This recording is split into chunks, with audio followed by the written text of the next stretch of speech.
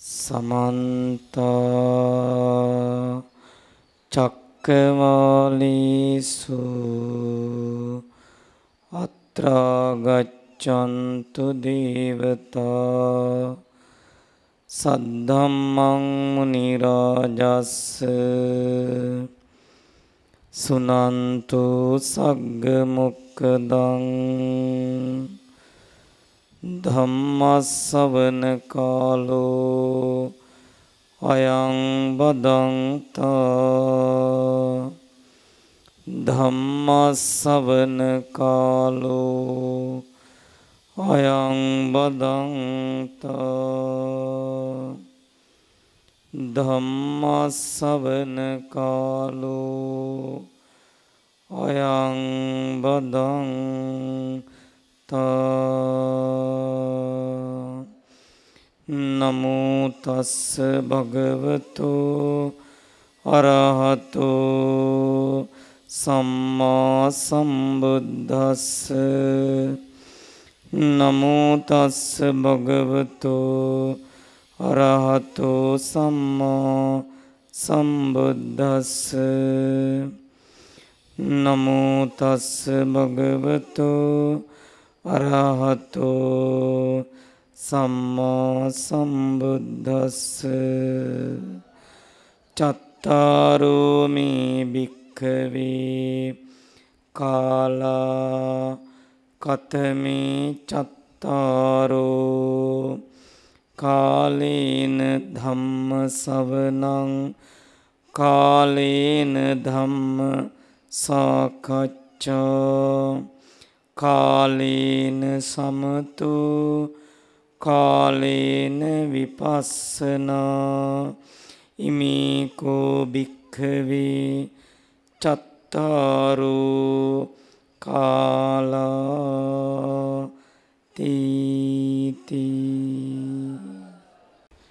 මේ වෙලාවේ අපි අදහස් කළේ ශාන්තිනායක මගේ අමාමෑණී බුදු පියාණන් වහන්සේ දේශනා කොට වදාළ සූත්‍ර දේශනාවක් ඇසුරු කරගෙන මේ පිරිසට මාතෘකාවක් යටතේ ධර්ම දේශනාවක් පවත්වන්න. ඒ මාතෘකාව තමයි ශ්‍රාවක ජීවිතය තුළ ආධ්‍යාත්මික ශ්‍රාවකෙක් වීමට අවශ්‍ය කරන මූලික ගුණාංග පිළිබඳව කෙටි දේශනාවක් තමයි අද දවසේ මම පවත්වන්නේ. මං හිතන්නේ බණ අහපු ගොඩක් දෙනෙකුට මගේ කටහඬේ ලොකු වෙනසක් ඇහෙනවා ඇති.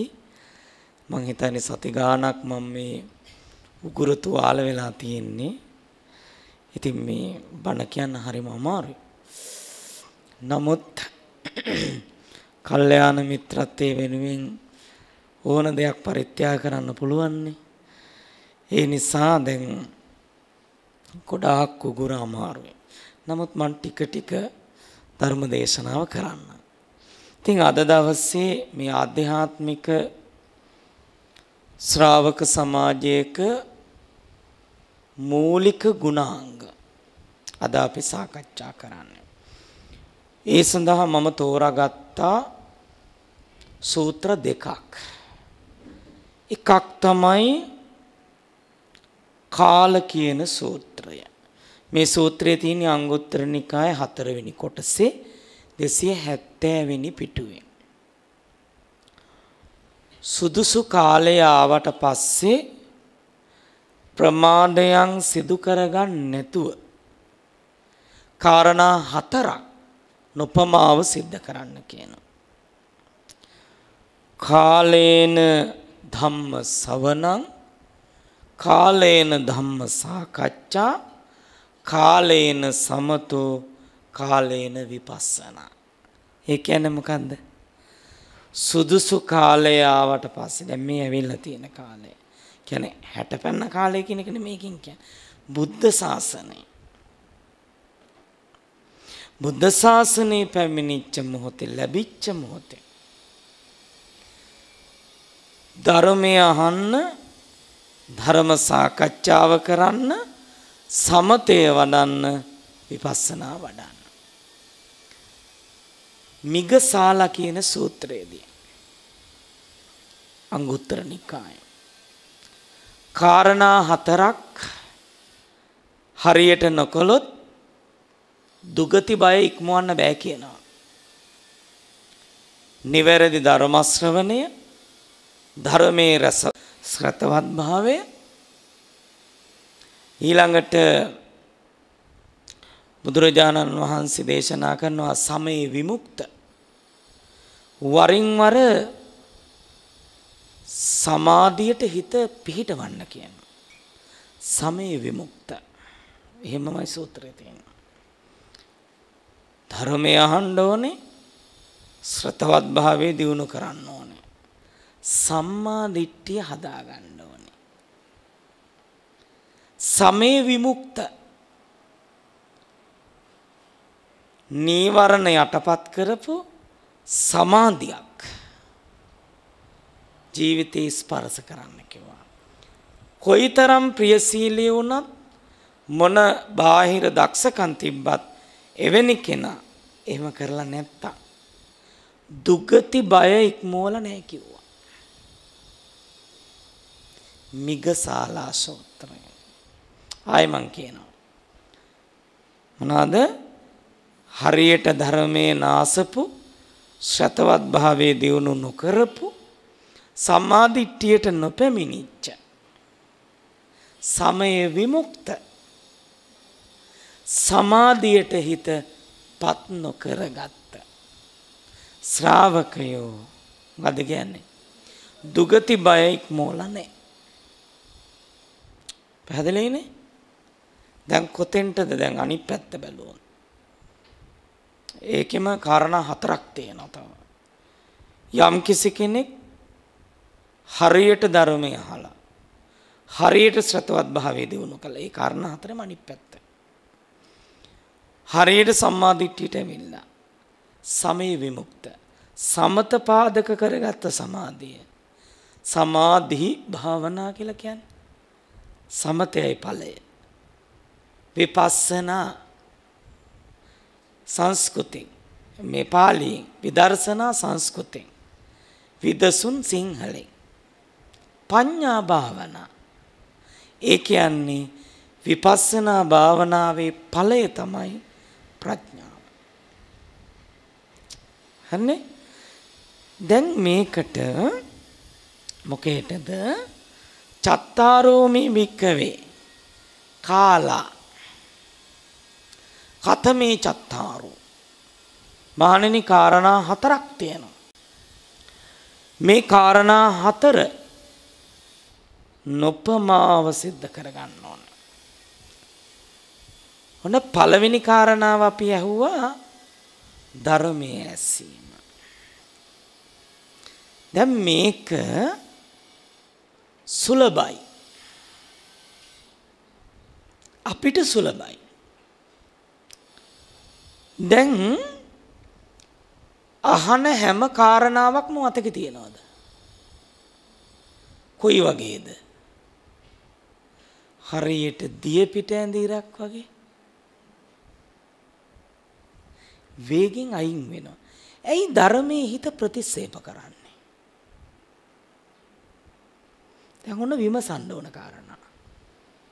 අපි අහනවා සාදු කියනවා, ගෙදර යනවා, වෙච්ච දෙයක්වත් නැහැ. දුගතියක් මොලත් නැහැ. ඉතින් මරණකන් සේ සමාදන් වුණත් ප්‍රශ්නයක්.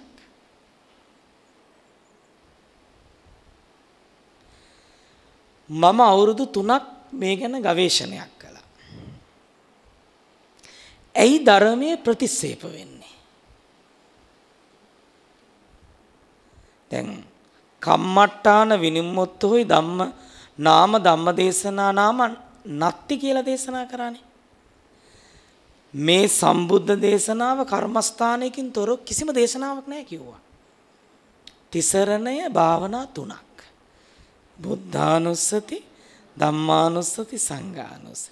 සීලය, සීලානුස්සති. ධර්මයේ සීල, ධම්මානුස්සති.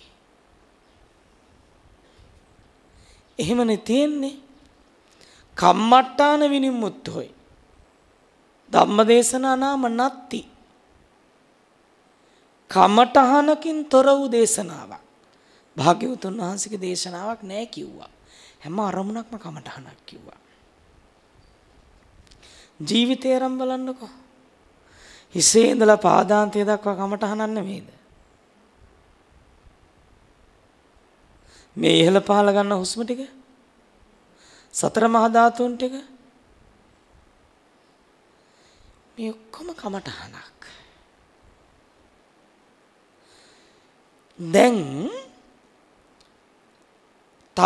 දැන් අපි ගත්තොත් ධර්මයේ හිතේ රඳන ප්‍රමාණයද වැඩි අමතක වෙන ප්‍රමාණයද?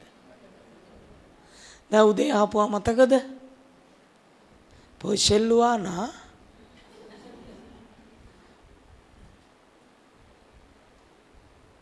ඒවත් වැළඳුවද්ද වලට නෑනේ. එතකොට දැන් මේක විමසන්න ඕන එකක්. ඇයි? මම කාරණා 6ක් මේ සඳහා හේතු විමසලා ගත්තා.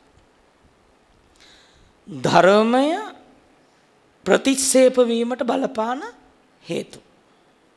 1. උස්සන්න ක්ලේශ. ඒ කියන්නේ මොකද්ද? අන්න මිනිස් සිතේ හැඩය කෙලෙස් වලට අනුගත වීම. කෙනෙක් දැන් මං බැන්නොත් අද බයිනව ඈ ටීවී එකේ දකින්න වාරයක් පාසා ඕක මතක් වෙනවා. සැක කරන්න එපා. ඉන්නකෝ වැඩක් කරන්න. හරි. එතකොට හැබැයි ධර්මයේ ආවට එහෙම නෑ. හොඳයි ෂෝක් කියලා ඉන්නවා. එහෙම ඉන්න එපා. ලොකු වැරදීමක්. ඔබ හැම වෙලාවෙම ධර්මය අහන්න ඕනේ ඇයි? ඔබට දහම වැඩෙන බණපදේ කොයි වෙලාවක හරි ඇහෙනවා. ඔබ ඒ නිසා අඛණ්ඩව සිහියෙන් බණ අහන්න ඕනේ. හොඳට මතක තියාගන්න එක. ඒකට අපි කියනවා උස්සන්න කෙලෙස්. දැන් මේ සමාජගතව විවිධ දේවල් කරන පිරිසක් තමයි අද මේ ඇඳුමෙන් වෙනස්ලා වාඩි වෙලා ඉන්නේ. සමස්තය වෙනස් වුණාද? අවංකව හිතලා බැලුවොත් කී පාරක් බාහිර දේවල් මතක් වුණා. වරින් වර එනවනේ. එතනදී කාරණා දෙකක් පුරුදු කරන්න පුරුදු වෙන්න. මොකද්ද? සතිමත් භාවය යෝනිසෝ මනසිකාරයයි. ඒ බාහිර සිත උපදින තැනම හඳුනගෙන ධර්ම මනසිකාරයට ගන්න. යෝනි කියන්නේ උපතිස්ථානෙටනේ. මනසිකාර නුවණින්ම බලන්න. තමත් වැඩගන්න. නැත්තම් හැම වෙලාවෙම බාහිර අරමුණට නේද වේගෙන් යන්නේ. ඇඳුමෙන් වෙනස් වෙන එක හරිම ලේසි. හැබැයි ධර්මයේ තුල හිත වෙනස් කරගන්න එක බැහැද? නෑ, පුළුවන්. කැපවීමක් තියෙන්න ඕනේ. අද පවාරණයෙන් පස්සේ ඔක්කොම හරිද? දැන් යණ්ඩලු හදිස්සි ඉන්නේ නේ. බොරු කියන්න එපා. මම විශ්වාස කරා ඉස්සර නම් දැන් විශ්වාස කරන්නේ මහාන වෙච්ච අලුත නම් පිළිගත්තා. දැන් නම් බෑ පිළිගන්න. ෂෝට් ලිව් කට්ටිය නෑනේ කවුරුත්. හරි. එතකොට අනික් කාරණාව තමයි අභාවිතං චිත්තං. ධර්මයේ ගන්න මනස වැඩිලා නැහැ. වඩන්න ඕනේ. පැහැදිලිද? කෙලස් උස්සන්න වීමයි අභාවිත මනසයි. කාරණා දෙකයි. ඊළඟට බොහෝ අවස්ථාවලදී අපි දකිනවා ශ්‍රාවකයෝ ධර්මය ඇහුවට ධර්මයේ තුල තියෙන අර්ථය වටහා ගන්න අසමත් වෙනවා. ඔන්න එක හේතුවක්. අර්ථ ගන්න, සිද්ධිය ගන්නවා. ලංකාවේ මිනිස්සුන්ගේ මානසික ආකෘතිය තමයි කතා අහන්න කැමති. ඒ මානසික ආකෘතිය අපේ. තේරුණාද? ඒ නිසා අපට අර්ථය අතහැරෙනවා, කාරණා විතර වෙනවා. අර්ථයම ගන්න. ඊළඟට කෙලෙස් සුන්සන්න වීම, අභාවිත මනස, අනිත් එක හතරෙනි දුප්පඤ්ඤයි. දැනුගත්කම් තියෙනවා. සමාධියේ ඵලයේ වශයෙන් ආපු ප්‍රඥාවක් අපිට ඒකයි සාක්ෂාත් කරන්න ඕනේ. තර කාරණා කීයද? හතරයි. ඊළඟ කාරණාව. ගොඩාක් දෙනෙක් ධර්මය අහන්න කැමැත්තෙන් වාඩි වෙන්නේ. ඉතින් ඒකට පුදුම ගරු කිරීමක් තියෙනවා මගේ. භාවනා කරන්නත් එහෙමයි. ඔව්නේ. ටික වෙලාවක් ගියාම මොකෑ වෙන්නේ? ගැඩවිලි ආත්මෙන් ආපු කට්ටිය ඉන්නවද මෙතන? මේ කැමරාව හරවන්න මම පෙන්නන්නම් හිටියොත්. ඉන්න පුළුවන්. හිමීට මොකද වෙන්නේ? නිින්ද යනවා. ඒක මේ ආර්ය ශාසනය හඳුන්වන්නේ වඳ භාවයේ හැටියට. වඳයි කියන්නේ අමා ඵල නෑ එයාට. මේ ආර්ය ශාසනයේ තීන මිද්දේ කියන්නේ වඳ භාවයක්. ඒ තරම් පල්ලෙහාට දාලා තියෙනවා. ගොඩාක් අවස්ථාවලදී අපි දකිනවා ඒක විපාක වාරිකුත් වෙනවා. මම ඒක කියලා දෙන්නම්. සමහරු ඉන්නව නේද? සිල් සමාදන් වෙන්න එනවා. භාවනා කරන්නත් එනවා. ආවට වැඩේ කරනවද? එක්ක කයිය. මාර පාක්ෂිකයි. කරන කෙනාට කරන්න දෙන්නෙත් නැහැ. නැත්තම් පාඩුවේ දෙන දෙයක් කෑව නිදාගත්තා. විපාකයක් ඒක. එහෙම කාරණා 11ක් තියෙනවා. මම පස්සේ කියලා දෙන්න. මතක් කරන්නකො මට. මතක් කරේ නැත්තම් කියලා දෙන්නේ නැහැ. ඊළඟට අනිත් කාරණාව වාඩි වෙනව කැමැත්තෙන් ශ්‍රද්ධාවක් තියෙනවා, යම් තාක් දුරට සිහියකුත් හදා ගන්න ඕනේ. හැබැයි තමා තුලින් මේ දහම ගලපලා බලන්නේ. එතනදී අදක්සයි. මේ කියන කාරණාවලට අමතර කාරණා තියෙන්න පුළුවන්. සාමාන්‍යයෙන් බැලූ බැලමට මේ කාරණා ටික බහුතරයකට අදාළද නැද්ද? අදාළයිද? අපි මේවා අහද්දි කා තුලද බලන්න ඕනේ මේවා? තමා තුල. බලමු පළවෙනි එක මොකද්ද? කෙලෙස් බහුලයි. පිළිගන්නවනේ අපි. 2 කියන්න අම්මා. අභාවිත මනසයි. ඊළඟට අර්ථය වටහා ගන්නෑ. සිද්ධිය ගන්නවා, අර්ථය ගන්නෙ නෑ. ඊළඟට දුප්පඤ්ඤයි. ඊළඟට අන්න තීන මිද්දයට අහු වෙනවා. ඊළඟ කාරණාව තමයි තමා තුලින් ඒ දහම අත්දකින්නේ. ඔන්න ඔය ටික ගොඩාක් අපි දකිනවා. නිවැරදි කරගන්න බැයිද? පුළුවන්. අපි මෙහෙම බලමු. කාලේදී ධර්මය අහන්න කිව්වනේ. දැන් බුදුරජාණන් වහන්සේගේ බුද්ධ දේශනා ගත්තාම ගොඩාක් බුදුරජාණන් වහන්සේගේ දේශනාවලදී පටන් ගැම්මේදී ගොඩාක් සූත්‍රවලදී තියෙනවා තං සුනාත සාදුකම් මනසිකරෝත කියලා වචනයක්. කියන්න බලන්න. තං සුනාත සාදුකම් මනසිකරෝත. කියමු. තං සුනාත සාදුකං මනසික. කියන්නකො ලස්සන්ට. කියමු අය. තං සුනාත සාදුකං තං සුනාත ඔබ හොඳින් අහන්න. මනසිකරෝත නුවණින් විමසන්න. අන්න බලන්නකො. සාදුකං මනසිකරෝත. සාදු කියන්නේ යහපත් හොඳින්. දැන් බලන්නකො. සුත්වා ධම්මං ධාරේති. අසුදේ ධාරණය කරගන්න ඕනේ. එහෙමනම් මානසික වපසරේ තියෙන්න ඕනද නැද්ද? ඇයි ගෙදරින් පන්සලට එන්න කිව්වේ? ගෙදර පරිසරයට වඩා මේ පරිසරය වෙනස් වෙනවා. ආධ්‍යාත්මික පරිසර තුර මොනවද බුද්ධ ආගමේ උගන්වන? අරඤ්‍යගත, රුක්ක මූල, ශුන්‍යාකාර. පලිබෝධ රහිත පරිසරයක් වෙන්න ඕනේ. හොඳට බලන්න. දැන් එතකොට ධර්මයේ රඳන්නේ නැත්තේ ඇයි කියලා අපි ගත්තා. දැන් ඊළඟට මම කාරණා තංසුනාත කියලා දුන්නා. සුත්වා ධම්මං ධාරේති කිව්වා.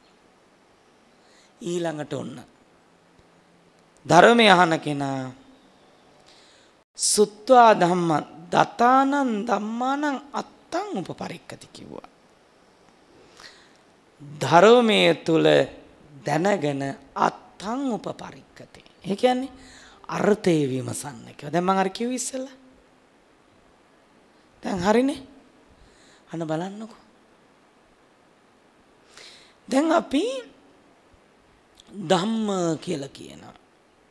අකුසල ධම්ම කියනවා, කුසල ධම්ම කියනවා, ස්වභාව ධම්ම කියනවා, විවිධයි. මෙතන ධම්ම කියන්නේ මොන ධම්මටද? ආර්ය සත්‍ය ධර්මයට. චතුරාර්ය සත්‍ය ධර්මයට. පැහැදිලිනේ? එතකොට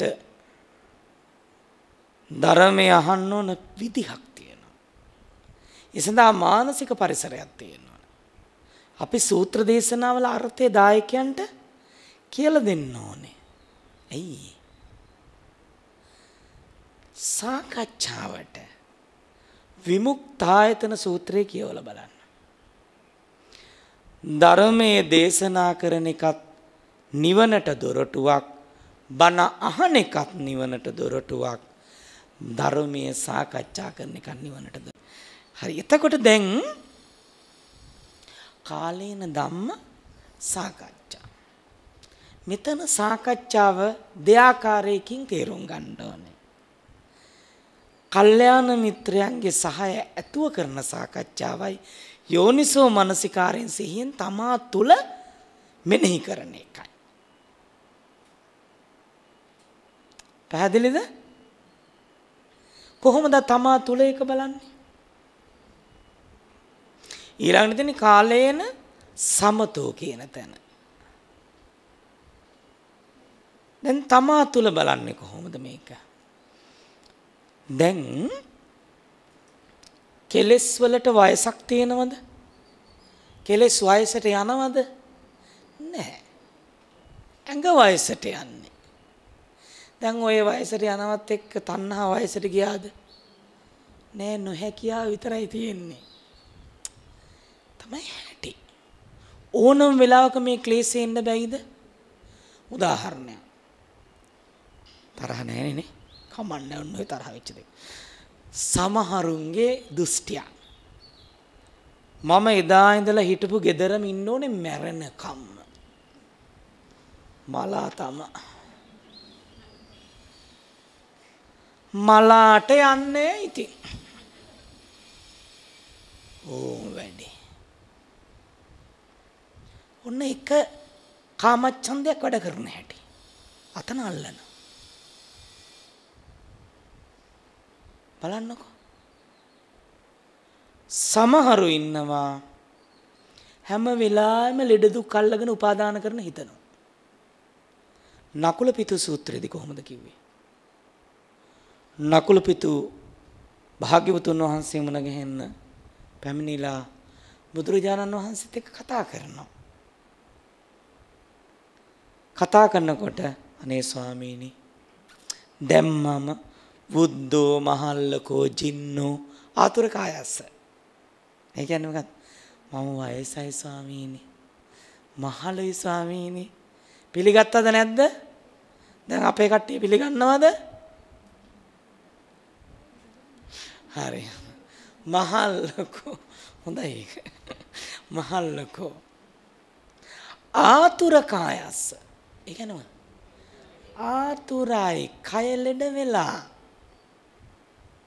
බුදුහාමුදුරුවෝ මොකද දේශනා කරේ? ඇඟ ලෙඩ වුණාට කමන්නේ නකුල පිතු සිත ලෙඩ කරගන්න. එච්චරයි උත්තරේ. මොකද්ද දේශනා කළේ? ඇඟ ලෙඩ වෙච්ච දින් හිත ආතුර කරගන්න එපා. පුතුම වැඩක් එතන තියෙන්නේ. හිත ලෙඩ වෙන්නෙම මොකක් නිසාද? උපාදානස්කන්ධය නිසා. ඇඟ අල්ලලා තියෙන්නේ කවුරු කියලාද? මම කියලා. මගේ කියලා. මගේ ආත්මය. හැම වෙලාවෙම වැඩෙන්නේ අනිත්‍ය සංඥා, දුක්ඛ සංඥා, අනාත්ම සංඥාද, නිට්ටය සුඛ ආත්ම සංඥාද? ආන ප්‍රශ්නේ. ඇයි එහෙම වෙන්නේ? අවිද්‍යා ප්‍රත්‍ය කරගෙන සංස්කාර ප්‍රත්‍ය කරගෙන විඥාන ප්‍රත්‍ය කරගෙන නාම රූප ප්‍රත්‍ය කරගෙන සලායතන පත්‍ය පස්සෝ. එදා ප්‍රශ්නය. පේරුදාන ගෙනාව කියලා අවිද්‍යාව නැති වෙයිද?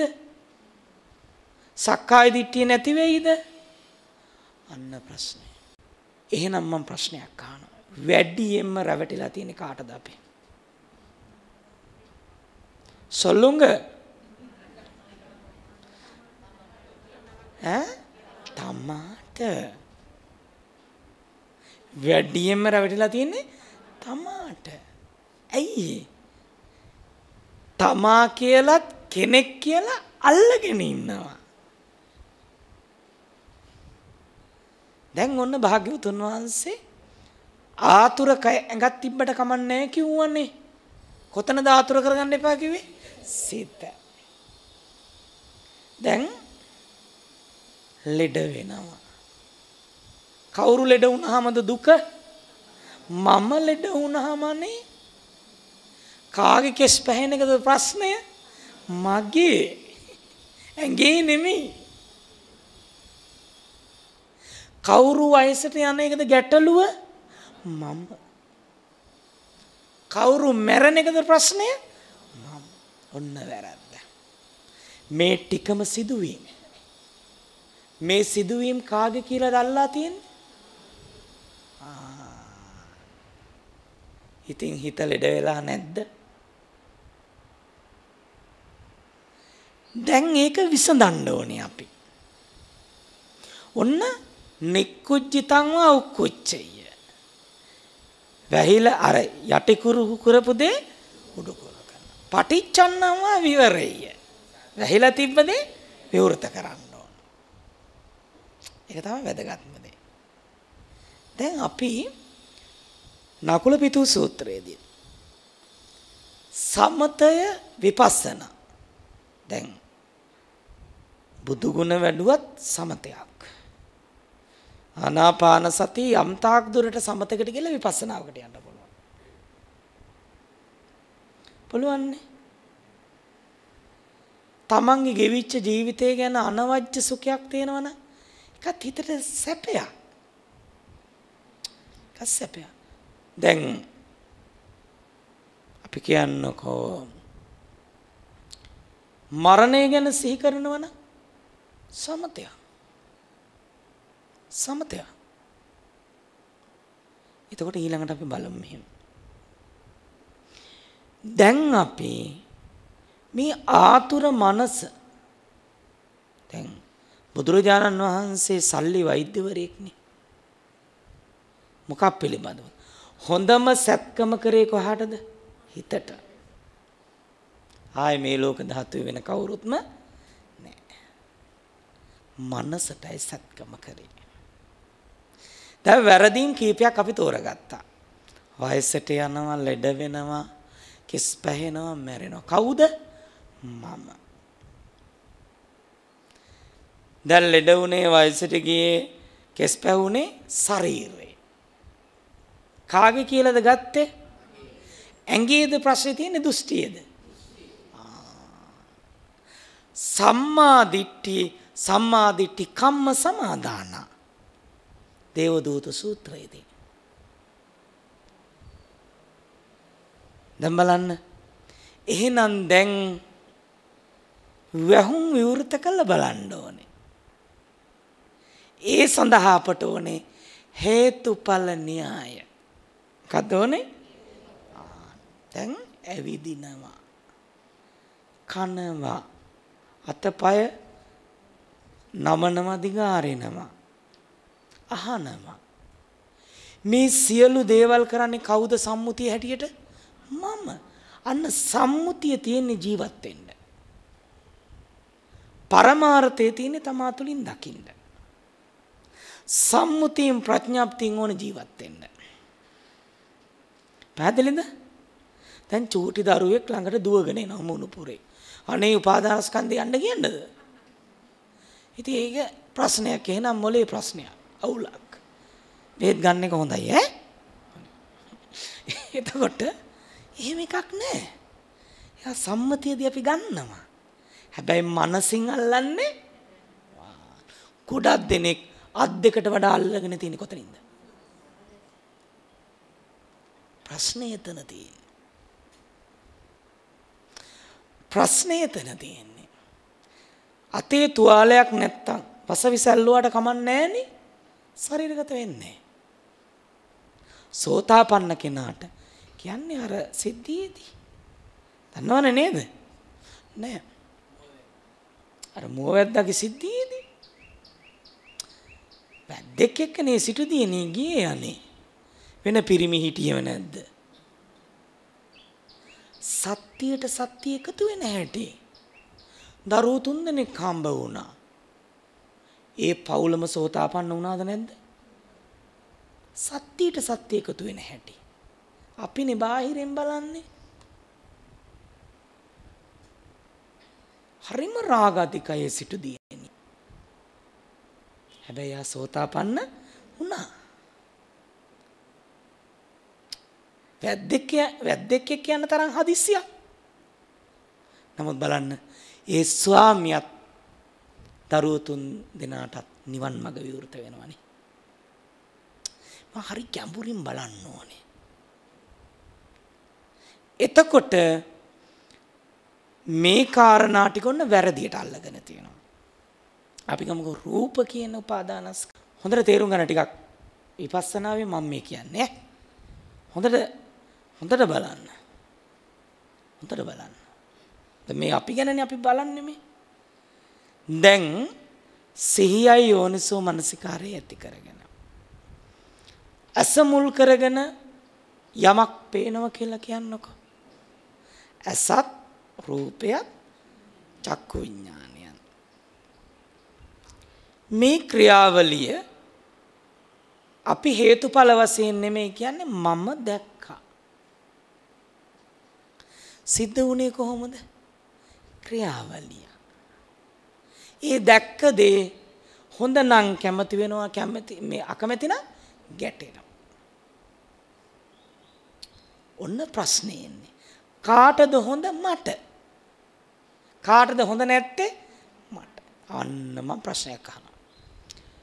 ලෝභයද, දේශයද, මෝහයද මහා සාවද්‍ය අකුසලයි. මෝහය කියන කටියට උස්සන්න. ඇත්තටම මෝහය. මහා සාවද්‍ය අකුසලෙ වෙන්නේ මොකද්ද? මෝහය. මේකනේ බින්දින්න බැරි. අවිද්‍යාව, මෝහය කියන දෙකම එකට යෙදෙනවා. එතකොට අපට ක්‍රියාවලිය සිද්ධ වෙනවා හේතුඵල වශයෙන් මගේ කරගත්තා. දැන් කවුද හිත වේදනා විඳින්නේ? ලොකු පුතා කතා කරේ නෑ. ඊලි රැව්වා. කාටද?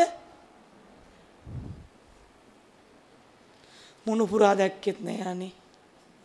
රට ඉන්න පුතා කෝල් කරෙත් නෑ. අනේ මුන්දලාට තියෙන වාත වැඩ. නිවන් දකි බොරුවට ඉඳලා. ඔන්න අල්ලගෙන ඉන්න තැන්. මේවා එකක් වගලවන්නේ මේ නිවන් දකින්න ඇවිල්ලා මුන්දලා අපේ බලන්න එපා. හම්බ වෙයි සිරියාවතීලාට නිවන්. ශෝක ප්‍රකාශයෙන් හම්බෙයි ඈ. එක උපාදානයක්වත් හරියට තේරුම් අරගෙන නැතුව මේ නිදාගෙන ඇහැරලා නිවන් සැප ලැබෙන්නලු.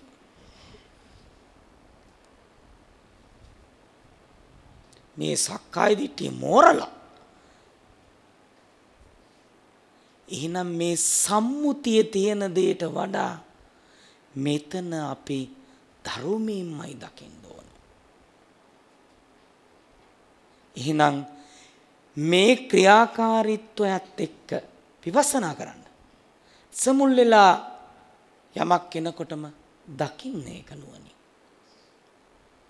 හේතුඵල වශයෙන් සිද්ධ වුණ හැටි දකින්න. ඊට පස්සේ ඒක තුල කැමැති අකමැතිත් එක්ක ඇති වෙන ස්වභාවය බලන්න.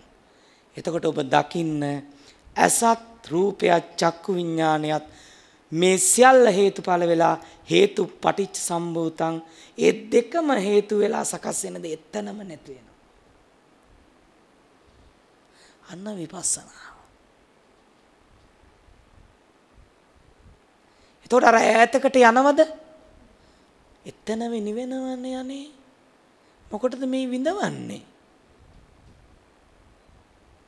අපි කියන්නකෝ අගුණයක් කිව්වම කියලා හේලිම ඕකනේ වෙලා තියෙන්නේ. ඒකනේ අර පරණ ගෙදර මින්න තීරණය කරන්නේ. බැරි හින්දා.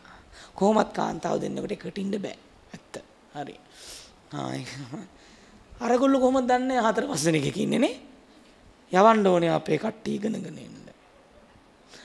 හරි. එතකොට දැන් බලන්නකෝ. කනට ශබ්දයක් එනවා. ආපු ගමම්ම නැගිටින්නේ කවුද? මමද කයද? මම නැගිටිනවා. දැන් කාට මෙහෙම කිව්ව හින්දාද තද වෙලා තියෙන්නේ? මට.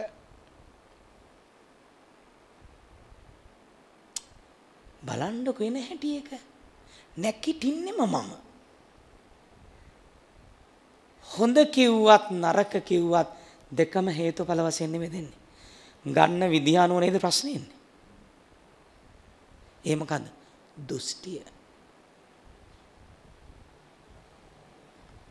සම්මා දිට්ඨියට ආපු කෙනා කුසල අකුසල් දෙක තෝරගෙන එනවා වගේම මේ අනිත්‍ය සංඥාව හොඳට දකින්න කෙනා හේතුඵල න්‍යාය හොඳට පිරිසිදු දකින්න කෙනා නාසය මුල් වෙලත් දිව මුල් වෙලත් කය මුල් වෙලත් එන ස්වභාවය හොඳට නිවැරදිව දකින්න විපස්සනා එතනම සමය විමුක්ත එතනම නිවෙනවා. එයි මේ ඇවිලිලා තියෙන්නේ මේ සක්කාය දිට්ඨිය නිසාමයි. ඒ සක්කාය දිට්ඨියකට පෙළගස්සනවාද? සක්කාය දිට්ඨි නිරෝධයකට පෙළගස්සන්නේ නැහැ නේ ශ්‍රාවක සමාජයේ. සිල් ගත්තත් මම සම්මුති හරි. කමක් නැහැ. හැබැයි අපි තෝරගන්නේ මොකද්ද? මේක ගැඹුරු උපාදානස්කන්ධය ගැඹුරු තේරුම. බලන්න වේදනා සැප වේදනා දුක් වේදනා දෙකම තමන් හදන ඒවද? නෑ. ඉබේ නේවද? කවුරුත් දෙන ඒවද? හේතුන් නිසා හටගත්ත සැප වේදනා දුක් වේදනා දුක්ඛම සුඛ වේදනා සියල්ල හේතු නැති වෙලා නේද මොකද වෙන්නේ? වේදනාසු වේදනානුපස්සී විහෙරති ආතාපි සම්පජානෝ සතිම. අන්න හොඳට බලන්න විමසීමෙන්. එහෙනම් අපි කමක භද්‍රක ගාමිනී සූත්‍රය. අපේ වේලුකණ්ඨගේ නන්ද මාතාව. තමන්ගේ එකම පුතා නන්දනේ. නන්දගේ නිහිලා මරලා දාලා කියලා ආරංචියක් යනවා. ස්වාමීනි මගේ හිත වෙනස් වෙන්නේ නැtei කිව්වා. එහෙම අත්දැකීමක් අපිට ආව. ස්වාමීනි මගේ මිනිස්සයා ජීවත් වෙලා ඉදි කරේම අකුසල් මේ මිනිහා. අන්න ගිහිල්ලා අමනුස්සෙක් වෙලා මේ මට ඇවිල්ලා කතා කරනවලු. මගේ හිත චුට්ටි වෙනසක්වත් වෙන්නේ නැහැ ස්වාමීනි. කොහොමද? වේලුකණ්ඨකේ නන්ද මාතා කායිස්තනහද කියන්නේ? සරියුත් මහ රහතන් වහන්සේ ඉස්සරහා. කොච්චර අභිහිත භාවයක් තියනවද? ඉතින් දැන් මරණකන් සීල සමාදන් වුණත් ඕනේ නැවුවා කියන්නේ.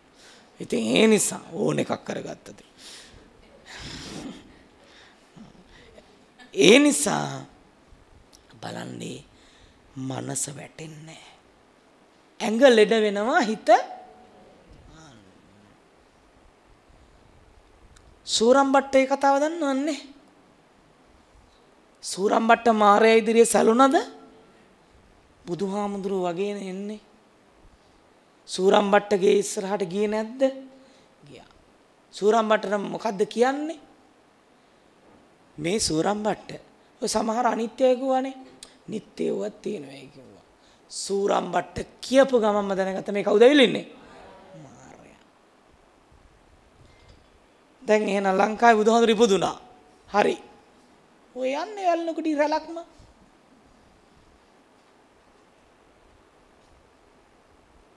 මන්නම් කියන්නේ සර වැඩි ඉඳන් නැහැ.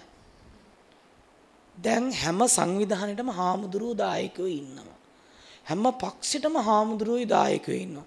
බුදුහාමුදුරන්ට නැත්තේ. අනේ මන් දන්නේ. දැන් බෞද්ධයෝ බෙදෙන්න වෙලාවක්ද? හැමෝම එක තැනකට එන්න ඕනේ. ඒක තැන කොච්චර කොතනද? ධර්මයේ තෙරුවන් වටා. මේ සැරේ සිංහලයේ වරද්ද ගත්තොත් නිවැරදි වෙන්න හම්බෙන්නේ. මෙතන ඉන්නේ දැන්. මූද ළඟයිනේ. පයින්න වෙයි ඈ. දැම්ම පයින්න එපා.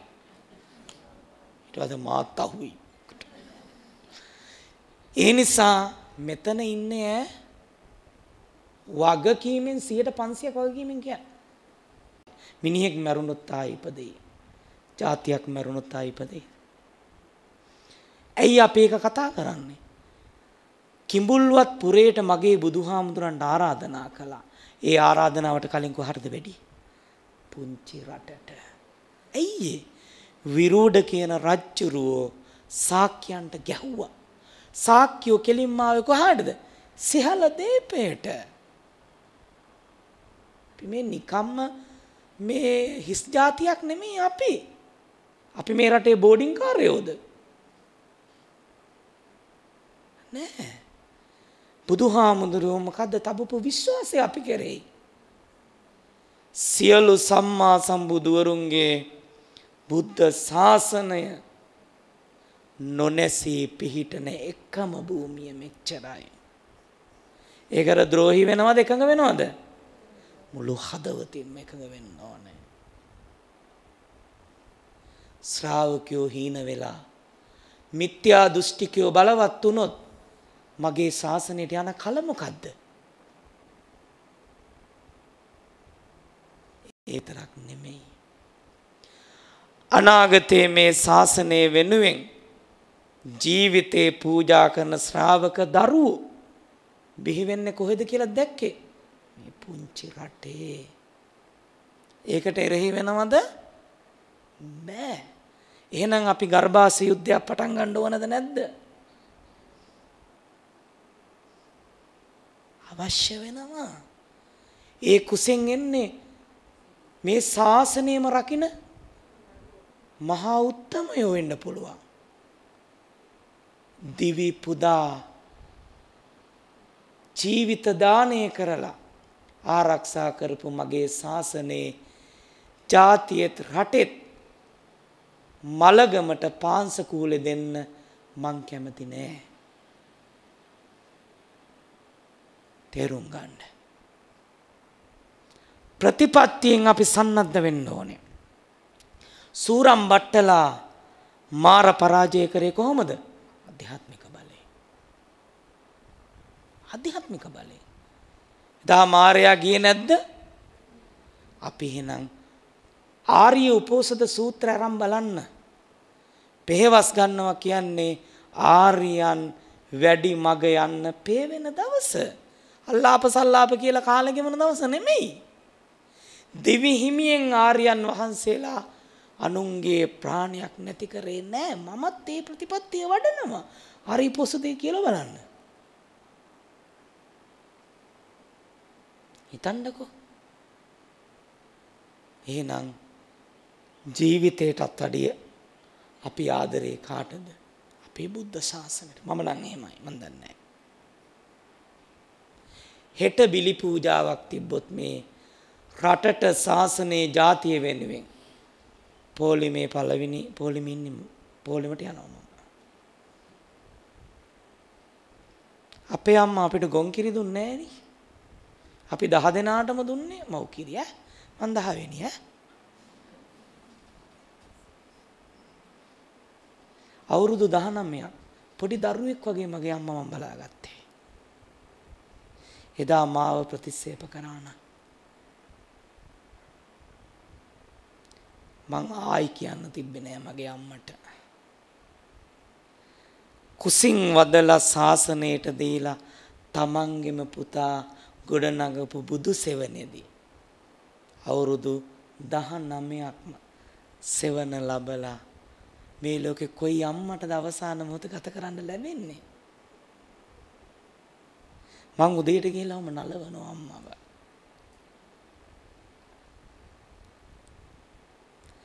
ධර්මේනු සැලකුවා භෞතිකව සැලකුවා. මං හිතනවා කිරි වලට පුදුම සාධාරණයක් කළා කියලා. මගේ ලංකා මාතාවටත් මට ණය වෙන්න බෑ. ණය වෙන්න බෑ. ඒ නිසා ප්‍රතිපත්ති ශාසනය තුල සූරම් බට්ටලා මාර පරාජය කළා වගේ වේලුකණ්ඨකේ නන්ද මාතාවල අභීත වුණා වගේ අපේ ශ්‍රාවකයොත් ශ්‍රාවිකාවොත් ආධ්‍යාත්මිකව සකස් වෙන්න ඕනේ. මේ ප්‍රශ්න සියල්ලම ජය ගන්න වෙන්නේ මෙතනින්. අතපයින් නෙමෙයි. එහෙමනම් මේ පෙළගැස්ම සූරම් බට්ටලා වේලුකණ්ඨකේ නන්ද මාතාලා නකුල පිතාලා මේ ආර්ය ශාසනයේ තවන්තම ශ්‍රාවක සමාජයයි. වර්තමානයේ යාවත් කාලින වෙන්න ඕනේ. සම්පදායට සිල් සමාදන් වෙලා සංස්කෘතිය විතරක් බෑ. ධර්මයේ ස්පර්ශ කරන්න ඕනේ. දහම ස්පර්ශ කරන්න නම් හේතුඵල වශයෙන් න්‍යායාත්මක දේ අපි තුල දකින්න ඕනද නැද්ද? වේදනාව අපි හදපු එකක් නෙමෙයි. හේතු නිසා සකස් වෙනවා. හේතු නැති වෙනකොට සැප දුක් අදුක්කම සුඛ සියල්ල නැති වෙනවා. විපස්සනා භාවනා කරද්දී ඉස්සරලාම එන්නේ දුක් වේදනා. කකුල් පුපුරන්න තරම් එනවා. හැබැයි ඒකේ වාසියකුත් තියෙනවා. නීවරණ එන්නේ නැහැ වෙලාවට. සමහර අය කකුල් නෙමෙයි එන පුපුරුවත් නිදා ගන්න කට්ටිය ඉන්නවා ඈ. අපියෝ එතකොට නීවරණ යටපත් කරන්න වේදනාව හොඳයි. අනිත් එක දුක්ඛ සත්‍ය තේරුම් ගන්න. ඒකයි මේ පස්සනාව ඕනේ. ඒ පස්සනාව ඕනේ ඒකට. වේදනාව ප්‍රතික්ෂේප කරන්න එපා කොයි වෙලාවකවත්. වේදනාව තුළ තියෙන හැංගිලා තියෙන දහම දකින්න. එහෙමනම් ඉඳගෙන ඉන්නකොට ඇති වෙන වේදනාව විතරක් නෙමේ ඇස මුල් වෙලා ඇති වෙන වේදනාවක් නෙමෙයිද? කන මුල් වෙලා ඇති වේදනාවක් නෙමෙයිද? වේදනාව සුඛෝ දුක්. සමහර තියෙනවා දැක්ක තියෙන ප්‍රශ්නයක් නැහැ. එහෙනම් මේ වේදිත తত্ত্বය යථා ස්වභාවය අන්න කන මුල් වෙලා ඇස මුල් වෙලා එනකොටම හේතුඵල වශයෙන් දකින්නකොට ඒ වේදනාව එතනම නැති වෙනවා. සංඥා. ඒතර අපි හැම වෙලාවකම සංඥා ලෝකයේ තුල ඒ හැම එකක්ම වෙනස් වෙනවා. අන්න විපස්සනාව දකින්න ඕනේ එතනදී. අන්න එහෙන් හොඳම ප්‍රයෝජන ගන්න වෙලාව. විපස්සනා කරන වෙලාව. මේ ඉන්ද්‍රියයන්ගෙන් හොඳටම ප්‍රයෝජන ගන්න වෙලාව. අර ඉන්නවා තියෙනවා කියලා දකින්න අසත්‍යයට වඩා. ඊට පස්සේ දැන් ඔන්න අපේ තරුණ කොල්ලෙක් ගියා භාවනා වැඩසටහනකට. එතනත් උපාදානස්කන්ධය යථා ස්වභාවය පිළිබඳව තමයි විපස්සනා කරලා තියෙන ගායනය. ඉතින් ඒ පුතා ගිලම්පස බෙදන්න ගිහිල්ලා. ඉතින් එක අම්මා කෙනෙක් ඇස් අරින්නෙම නැල්ලු. ඊට පස්සේ අර බෑග් එකේ සිප් එක ගලවලා කෝප්පෙට ගිලම්පස ටිකක් දාන්න වැටි හොඳට මද අරුන්ද නැකිටලා මල්ල ඇදලා මල්ල මගේ ඇහත් මගේ නෙමෙයිලු මල්ල උන්දාගේ බොරුවට වැඩක් නැහැ නේ.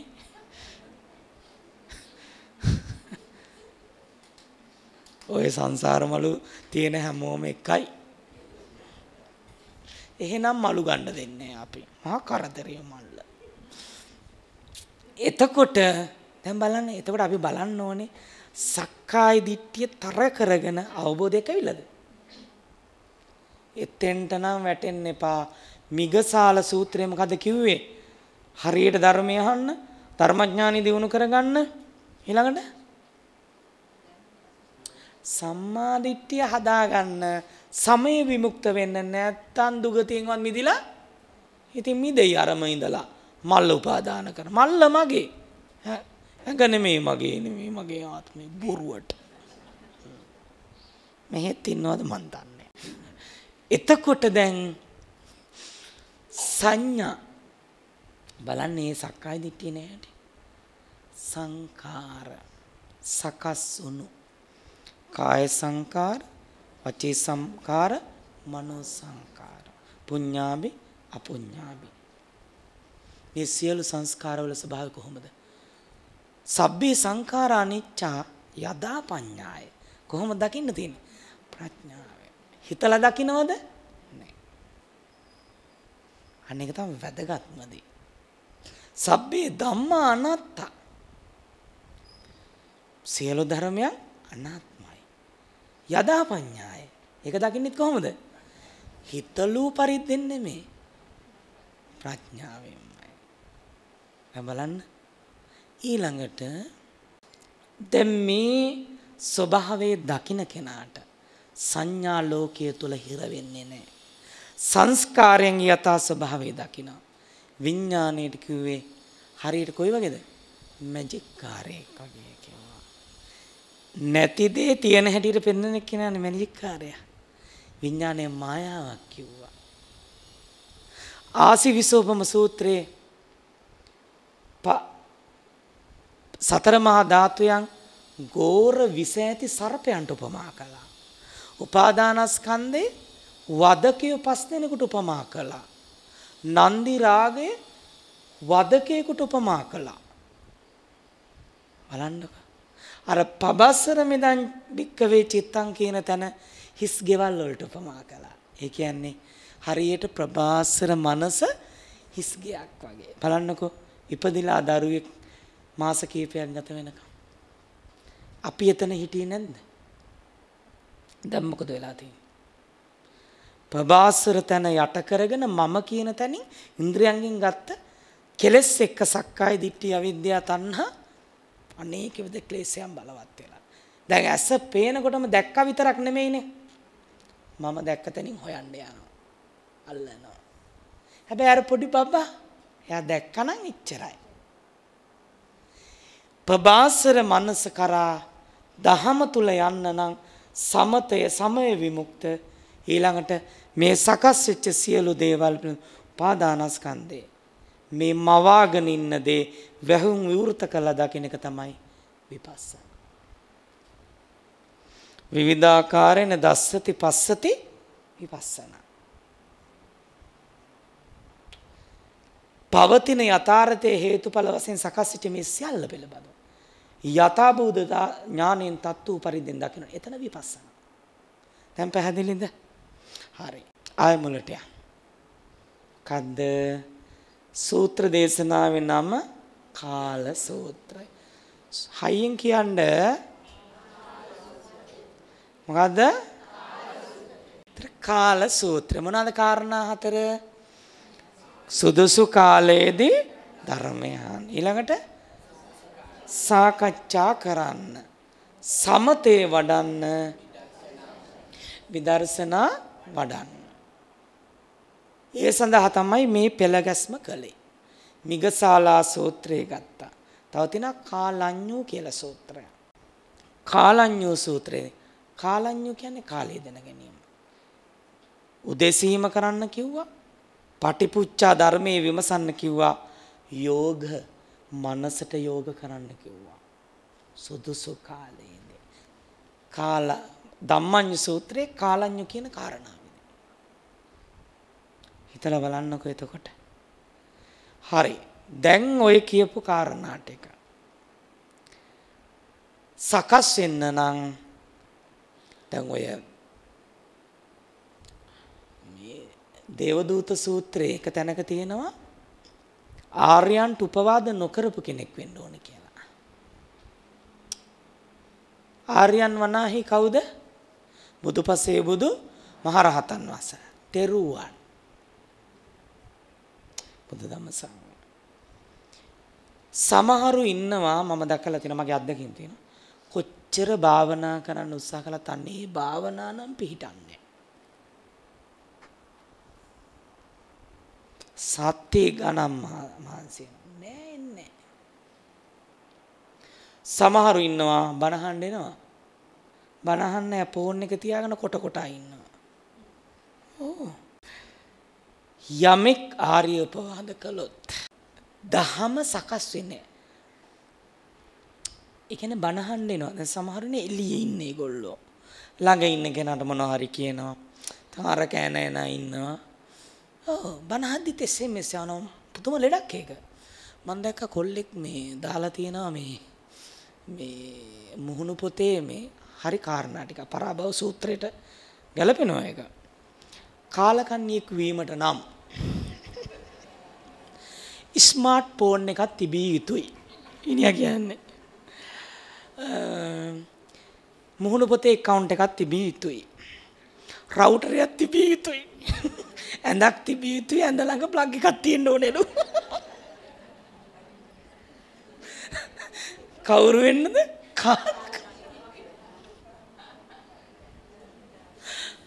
හැබැයි පුදුම අත්දැකීමක්. හරියටම හරි ඈ. හරි. දැන් අපේ මුන්දලත් සිල් සමාදන් වෙන්න භාවනා කරන්න ඕක කරන්නේ නේ. එයා එකක්. මෙහි වාඩි වෙලා අත් දෙක තියාගෙන ඉන්නවා. අරක මතක් වෙච්ච ගමන් හාමුදුරන්ට හොරේ මල්ල අත ගාලා බලනවා. මල්ල තියනවාද කියලා. භාවනාවක් වැඩි ඉති. නැත්තම් හෙන ගහන්න අරක වදිනවා හයියෙන් වදිනවා මේ භාවනා කරන කොහොම ඉවරයි දාන්න. ඔන්න තව අකුසලයක් එනවා. කී දෙනෙක්ගේ හිත විසිරලා යනවා. ඔන්න ධර්මයට බාධා කිරීමක් එනවා. ඒක ප්‍රශ්නයක් ඒක. දැන් මේ ආර්ය උපවාදේන විදිහත් එක්ක සමහරු ඉන්නවා බනහන්න බෑ. භාවනා කරන්න හිත දෙන්නේ පව්. විපාකයට අනුකම්පා කරාද බුදුහාමුදුරුවෝ? නෑ. විපාකයට අනුකම්පා කරේ නෑ. සමහරු ඉන්නවා ආර්ය උපවාදයට ලක් වුණාට පස්සේ ඔන්න Taman දිහා බලන්න ඔව් තමයි ආර්යයත් එහෙම තමයි. එහෙම නෙමෙයි Taman දිහා බලන්න. අවබෝධ නොකරපු දහම අවබෝධ කරන්න අවස්ථාව ලැබෙන්නේ නැහැ. ඔන්න එක. දෙක. උපදවාගත් සමාධිය පිරිහෙනවා. තුන. තමා තුළ ධර්මයේ පිරිසිදු වෙන්නේ නැහැ. කොච්චර කරත් එක තැන. එහෙම නැද්ද? දැන් මේ ඔක්කොම හරි වගේ ඉන්නේ. හරි. හරි. ඊට පස්සේ ධර්මයේ දැක්කා කියලා රැවටිලා මුලා වෙනවා. උඹලන්න විපාක කියන්න ඕනේ ධාරිට. අවබෝධ නොකරපු දහම අවබෝධ කරයි කියලා රැවටෙනවා. අයියෙන් කියන්නේ අවබෝධ නොකළ දහම අවබෝධ කරයි කියන්නේ උපදවාගත් සමාධිය පිරිහෙනවා. කියන්න මං කිව්වහම තමා තුළ දහම පිරිසිදු වෙන්නේ ධර්මයේ දැක්ක කියලා මුලා වෙලා මානෙටපත් වෙනවා. අකමැත්තෙන් ධර්මයේ හැසිරෙන්නේ. සීලයට හානි කර ගන්නවා. ඊළඟට අපිට අයිති එක. පැවිද්දෙක් නම් මහානකම දාලා යනවා. පැවිදිකමේ ඉන්නවනම් එයා ගිහියෙක් බවට පිරිහෙනවා. ඊළඟට දරුණු රෝගාබාධ වලට ලක් වෙනවා. දරුණු රෝගාබාධ වලට ලක් වෙනවා. උමතු වෙනවා. සිහි මුලා වෙනවා. කය බිඳීමෙන් පස්සේ නිරයගාමී වෙනවා. බලන්නකෝ. එහෙනම් බණ භාවනා කරන්න ඇවිල්ලා නිදාගත්තොත් වඳයි ඈ. ඔව්. හොඳයි. මේ කාරණා ටික ඇත්තටම බුදුරජාණන් වහන්සේ අප වෙලා දේශනා කළා. මේ විදිහට විපස්සනාව සතිමත්ව යෝනිසෝ මනසිකාරයෙන් වැඩුවොත් මගේ ගෞතම ශාසනයේ හිස් ශාසනයක් නෙමෙයි. වේලුකණ්ඨකේ නන්ද මාතාවලා වගේ හැම දිනාටම මේ ධර්මයේ විරාගී මනසකින් ස්පර්ශ කරන්න ලැබේවා කියලා මම ප්‍රාර්ථනා කරනවා. එහෙමනම් අදට අපි ධර්ම දේශනාව මෙතකින් නිමා කරනවා. මේ ධර්ම දේශනාව තුල අද දවසේ අහපු ධර්ම කාරණා එක්ක හොඳට මනස පිහිටවන්න. ප්‍රායෝගිකව මේ ධර්මයේ දකින්න බලන්න. මේ පිරිහෙන කාරණා කරගන්න එපා. අර කාලේ කන කෙනෙක් ඒකක් තියෙනවා නම් අයින් කරන්න ඈ. හරි. ඒ ටිකත් හොඳට හිතර අරගෙන ධර්මයේ දකින්න. මගේ ගෞතම සම්මා සම්බුද්ධ ශාසනයේ මේ ලංකා ධරණි තලයේ මත තව බොහෝ කාලයක් ආරක්ෂා වෙත්වා සම්මා සම්බුද්ධ ශාසනයේ පවතින තාක්කල් සිංහල ජාතියද නොනැසී ආරක්ෂා වෙත්වා කියලා අපි අධිෂ්ඨාන කරනවා. හැම දිනාටම ධර්මයේ දකින්න හේතු වාසනා ලැබේවා කියලා මතක් කරමින් රට ජාතිය ශාසනය කියන තැන අපි මැරුණත් මේක තව දුරට ධර්මයේ දකින්න රකින්න කරන්න පුළුවන් යම් වගකීමක් තියෙනවා නම් නොපිරිහෙලා කරන්න ඕනේ. ඒක අදිෂ්ඨාන කරගන්න ඕනේ. ධර්මයේ දකිමින් මේ අදිෂ්ඨානය සඵලමත් කරගන්න මේ ධර්මානිසංසයන්ගේ අනන්ත ආශිර්වාද බලයෙන් ඔබ නමින් මියගිය සියලුම මව්දෙමව්පියන්ට දායකත්වයේ ලැබූ සියලු දෙනා නමින් මියගිය සියලු මව්දෙමව්පියන්ට මාපිය පූජාවක් වේවා ඥාතින්ට ඥාති පූජාවක් වේවා කියලා ප්‍රාර්ථනා කරමු. ඒ වගේම මගේ මාතෘ භූමිය වෙනුවෙන් ජීවිත දානය කළ 27000කට වඩා මගේ දයාබර රණවිරුවන්ට මේ පින් අනුමෝදන් වේවා සැනසීම ලැබේවා. කාය දානය සිද්ධ කරලා ආබාධිත වෙච්ච සියලු රණවිරුවන් කායිකවත් මානසිකවත් සුවපත් වේවා. මගේ ගෞතම සසුනේදී හැම දිනාටම පුහුදුන් බව ඉක්මෝලා ආර්ය ශ්‍රාවක ශ්‍රාවිකාවන් බවට පත් වෙන්න හේතු වාසනා ලැබේවා කියලා ප්‍රාර්ථනා කරනවා. හයියෙන් කියන්න හැමෝම එත්තාවතාච අම්මේ සම්මේ දේවානුම් සබ්බේ භූතානුමෝදන්තු සබ්බ සබ්බේ සත්තානුමෝද සබ්බ සම්පත්තිසි සාදු සාදු සාදු සබ්බීතියෝ විවජ්ජන්තු සබ්බ රෝගෝ විනස්සතු මාතේ භවත්වන්තරායෝ සුඛී දීඝායුකෝ භව සුවපත්